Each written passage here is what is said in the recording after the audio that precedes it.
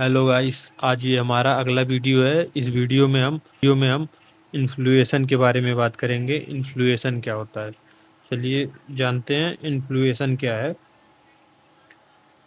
इन्फ्लुएशन का मतलब है महंगाई बढ़ना।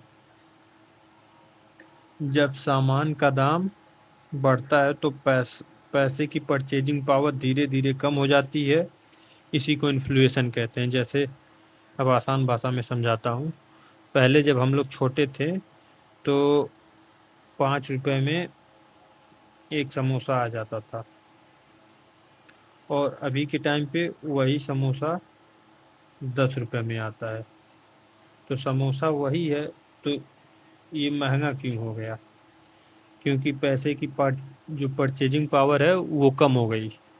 इसीलिए अब जो 5 रुपए की जगह 10 रुपए में समोसा आता है। इसी को समझ लीजिए, यही इन्फ्लुएशन है। चलिए 30 सेकंड एक्सप्लेनेशन लाया हूँ, इससे समझ लेते हैं। इसमें भी वही है। आज 100 रुपये का जो ग्लोसरी का सामान आएगा, कुछ साल बाद में वही 100 रुपये में वो सामान नहीं मिलेगा। इसी को क्या कहते हैं? इन्फ्लुएशन कहते हैं। रियल लाइफ एग्जांपल से समझते हैं। रियल लाइफ एग्जांपल, 2016 में 100 रुपये से ज़्यादा ग्लोसरी के सामान ले सकते थे, लेकिन आज उसी 100 रुपये में कम मिलता है, उतना ज़्यादा नहीं मिलता है। वही समोसे वाला बताया ही हूँ। किन लोगों पर इन्फ्लुएशन का सबसे ज़्यादा असर पड़ता है, ये जान लेते हैं। किन लोगों पर इन्फ्लुएशन का सबसे ज़्यादा असर पड़ता है? सबसे ज़्यादा असर फिक्स्ड सैलरी वालों पे पड़ता है, या फिर जो लोग अपना पैसा सेविंग अकाउंट पे रखते हैं उन पे असर पड़ता है, या जो रिटायर्ड लोग हैं। इन लोगों के साथ क्या होता है, देखिए समझा देता हूँ। जैसे फिक्स्ड सैलरी वाले हैं, इनको अगर 10,000 सैलरी मिल रही है तो सैलरी तो इनकी इंक्रीज नहीं हो रही है, और हमारा जो इन्फ्लेशन है वो आठ 8% के, एक साल में 8% इंक्रीज होता है। तो सैलरी इनकी सेम है, वो 8% से बढ़ रहा है। मतलब सैलरी जो पहले इस सैलरी में जो काम कर पाते थे, उसके एक साल बाद नहीं कर पाएंगे, फिर 2 साल बाद तब भी नहीं कर पाएंगे वो काम। तो इन पे भी असर पड़ता है, इन पे पड़ता है। और फिर ये जो लोग हैं, जो लोग अपना पैसा सेविंग अकाउंट में रखते हैं, क्यों इनके ऊपर असर पड़ता है? मान लो तुम 100 रुपये अपना सेविंग अकाउंट में रख दिया आज के टाइम पे। आज क्या है, 2026 है। 2026 में 100 रुपये रख दिए। अब इस 100 रुपये का आज के टाइम पे क्या मिलेगा तुमको? 10 समोसा मिल जाएगा। अब इसके 10 साल तक तुम अगर रख दिए तो कल को ये समोसा 10 रुपये का है, कल को ये एक समोसा 15 रुपये का हो जाएगा। तो तुमको 100 रुपये में 10 समोसा नहीं मिलेगा। तो मतलब पहले 2026 में जो वैल्यू थी 100 रुपये की, वो इसके 10 साल बाद वही वैल्यू नहीं रह गई। तो इससे सेविंग अकाउंट में रखोगे तब भी तुम्हारा पैसा धीरे धीरे कम होगा। पैसा नहीं कम होगा, उसकी वैल्यू कम होगी। और यहाँ पे जो रिटायर लोग हैं, इनकी भी जो पेंशन आती है वो सेम आती है। जो रिटायर लोग हैं इनकी भी पेंशन सेम आती है, तो इन पे भी असर पड़ता है। मान लो कोई रिटायर हो गया है, तुम्हारे बाबा जी हो गए हैं या दादी हो गई, तो इन लोग को जितना 30,000 या जितना पेंशन आ रही है, तो उसमें ही सरवाइव करना है ना। पेंशन तो बढ़ नहीं रही है, जो कि इन्फ्लेशन 8% के हिसाब से बढ़ रहा है, तो इन पे भी वही असर होता है। तो आगे चलते हैं। डेली लाइफ इफेक्ट, इन्फ्लेशन से डेली लाइफ में क्या इफेक्ट पड़ता है, ये बात आती है। देखो, इन्फ्लेशन का सीधा असर ग्लोसरीज पे पड़ता है, पेट्रोल, रेंट और स्कूल फीस पे पड़ता है, हॉस्पिटल बिल पे पड़ता है। अब जिस हिसाब से इन्फ्लेशन बढ़ रहा है,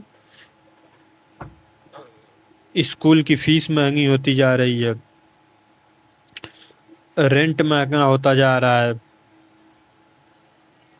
हॉस्पिटल के बिल महंगे होते जा रहे हैं। तो अगर तुम्हारी सैलरी इंक्रीज नहीं हो रही है, तुम्हारा पैसा ग्रो नहीं कर रहा है, तो इन्फ्लेशन तो 8% से बढ़ ही रहा है। पैसा नहीं बढ़ रहा है तो पैसे की वैल्यू कम हो रही है, इन्फ्लेशन बढ़ता जा रहा है, इससे भी दिक्कत होती है। और हॉस्पिटल में और एजुकेशन में तो 8% से ज़्यादा की स्पीड से इन्फ्लेशन बढ़ रहा है। तो चलो आगे देखते हैं, कॉमन मिस्टेक क्या है। कॉमन मिस्टेक, घर में बहुत ज़्यादा कैश रखना। अब मान लो तुम 1 लाख रुपए घर पे कैश रख दिए हो 5 साल के लिए, इससे भी वो 1 लाख रुपए में जो तुम 2000 2014 में जो काम कर सकते थे, वो आज 2026 में नहीं कर सकते। 2014 में इसलिए 1 लाख रुपए का जो तुम कर सकते थे, वो 2026 में वो नहीं कर सकते हो। तो इससे भी तुम्हारा पैसे पैसे की वैल्यू कम होती है, पैसा तो सेम ही रहता है। और क्या, फाइनेंशियल फाइनेंशियल प्लानिंग नहीं करना, फाइनेंशियल प्लानिंग ना करना, ये भी एक बहुत बड़ी दिक्कत है। कि देखो, अब तुमको पैसा रखे हो तो तुमको आगे का फ्यूचर का सोच के चलना चाहिए। अभी तुम 10 लाख रुपए कहीं पे जमा किए हो तो उसको ऐसे जगह इन्वेस्ट करो कि तुम्हारा मिनिमम 8% का रिटर्न मिले, कि इन्फ्लेशन को बीट भी कर सको और उस पे इंटरेस्ट भी अर्न कर सको, जिससे तुम्हारा पैसा भी बढ़ेगा और इन्फ्लेशन को बीट भी कर लेगा। तो इतना उस पे रिटर्न मिनिमम आना चाहिए। और अगला दिक्कत क्या है, सिर्फ सेविंग करना, इन्वेस्टमेंट ना सीखना। लोग क्या करते हैं, सेविंग करते हैं और इन्वेस्टमेंट नहीं सीखते हैं। ज़्यादातर जिनको इस बारे में नहीं पता, वो अपना पैसा कहाँ रखेंगे, सेविंग अकाउंट में रखेंगे। उसको सेव तो कर लेंगे, लेकिन वही है, इन्फ्लेशन इनका पैसा खा जा रहा है, पैसा बढ़ नहीं रहा है, उसकी वैल्यू घटते चली जा रही है। तो ये दिक्कत आती है। अब तुम इस पे एक्शन क्या ले सकते हो, एक्शन प्लान। पहले तो इमरजेंसी फंड बनाओ।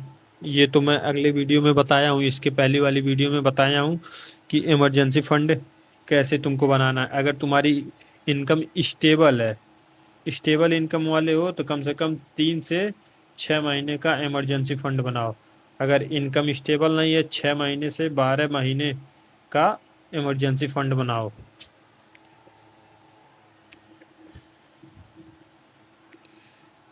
6 महीने से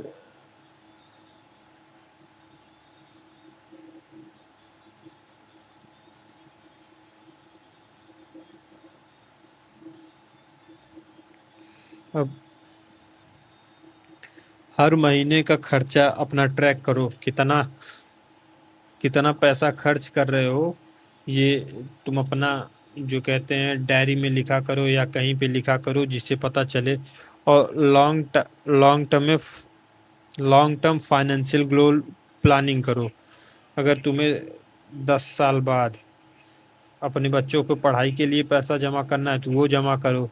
बच्चों की शादी के लिए तो उसको 10 साल 15 साल पहले से ही जमा करना चालू कर दो। ये करोगे तो आराम मिलेगा। अब चलिए अगले पेज पे चलते हैं, बताते हैं याद रखने वाली बातें क्या क्या हैं जो आपको याद रखना चाहिए। इन्फ्लेशन धीरे धीरे आपके पैसे की ताकत कम करता है, इसीलिए सेविंग, सिर्फ सेविंग से काम नहीं, सही फाइनेंशियल प्लानिंग जरूरी है। वही बात है, आज जो 100 रुपए की वैल्यू है, कल इसी 100 रुपए में वो सामान नहीं ले सकते आज जो तुम ले सकते हो। तो इसलिए पैसे को सेव बस मत करो, उसको इन्वेस्ट करो। और इन्वेस्ट इन्वेस्ट कर रहे हो तो उस पर ये देखो रिटर्न कितना मिल रहा है। रिटर्न मिनिमम तुमको 8% का चाहिए अपने पैसे की वही वैल्यू बना के रखने के लिए। अगर इससे कम मिल रहा है तो उसको ऐसे जगह लगाओ कि 8% से ज़्यादा रिटर्न मिले, तब पैसा तुम्हारा, अगर 8% से ज़्यादा मिल रहा है तो इन्फ्लेशन को बीट भी करेगा और तुम्हारा पैसा ग्रो भी होगा। तो ठीक है गाइस, आज का वीडियो यहीं तक। चलिए फिर मिलते हैं कल अगले वीडियो में। कल का वीडियो आएगा कंपाउंड इंटरेस्ट पे, तो कल भी वीडियो देखिएगा। और ये इमरजेंसी फंड के बारे में मैं वीडियो बना चुका हूँ, उसको जाके देख सकते हैं। चलिए फिर मिलते हैं अगले वीडियो में, तब तक के लिए जय हिंद।